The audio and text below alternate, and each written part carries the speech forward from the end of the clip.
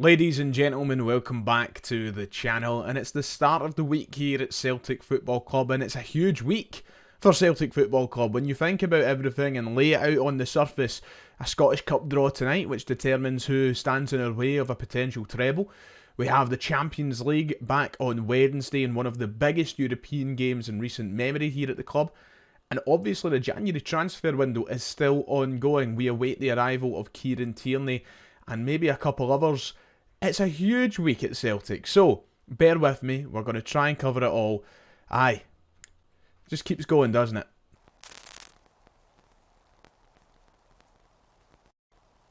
If you haven't already, please make sure to hit like and subscribe. It would be much appreciated. We are well on our way to 50,000 subscribers, but we've got to get past 48,000 first, and we're so close to that. So go down below both those buttons. It's absolutely free. I'm still going to be here every day between now and the end of the January transfer window. So go down, keep yourself updated. Let's talk about everything that we need to cover.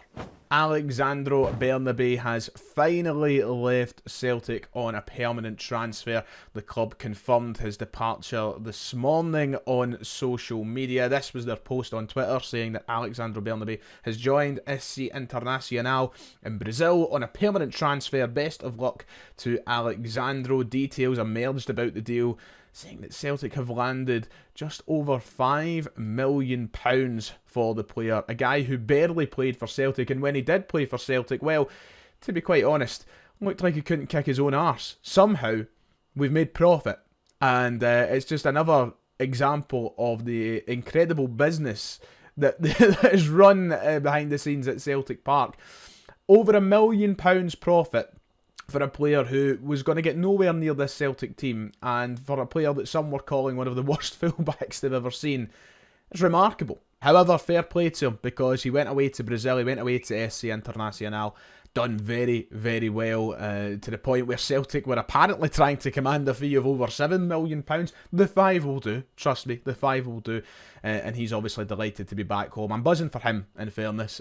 He's not a Celtic player anymore, so I just, I wish him all the best. It's not as if I'll be keeping tabs on him, but it seems like he was enjoying his football there. I think it was right and it was fair to let him go back. He spoke very honestly about his return to Internacional in his first interview back with the club, saying that he's delighted to be back home.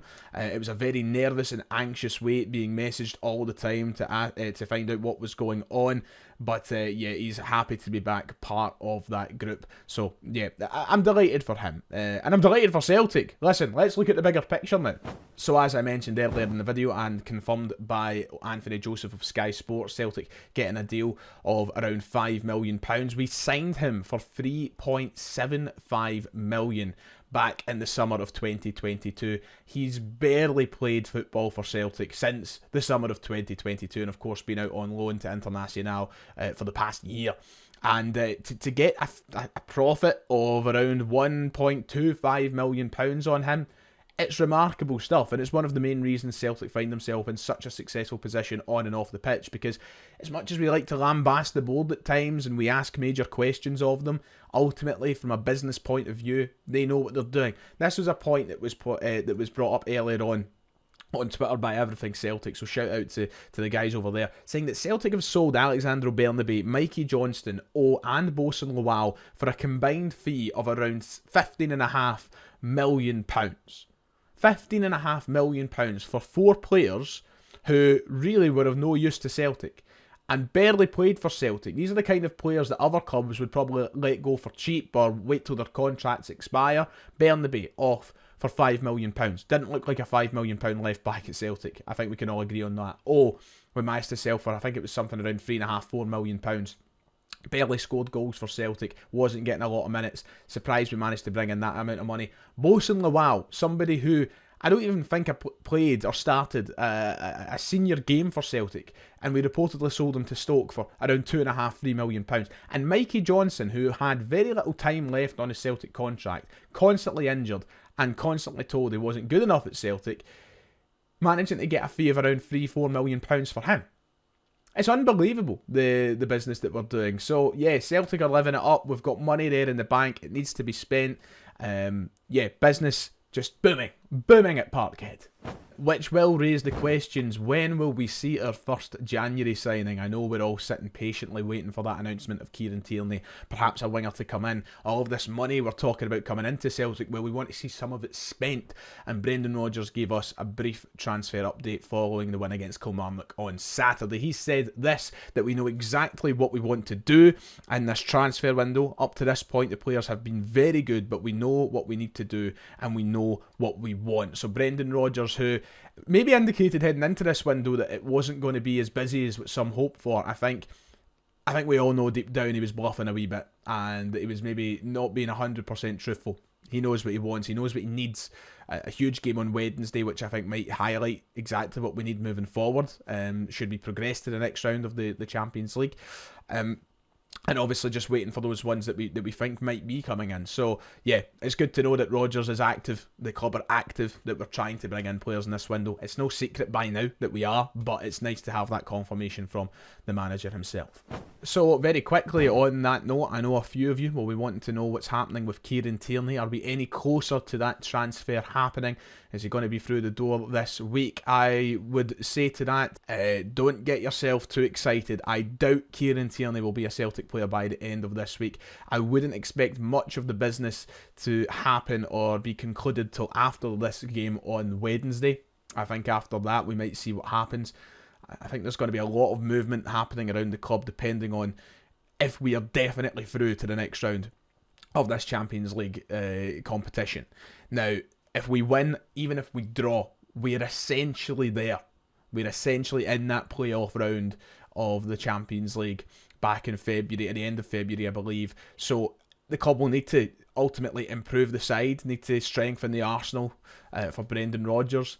But people that are dying to see Tierney come through, just a wee bit of patience. That's all I ask of you. You're going to have to be, because I really, really doubt he's going to be here this week.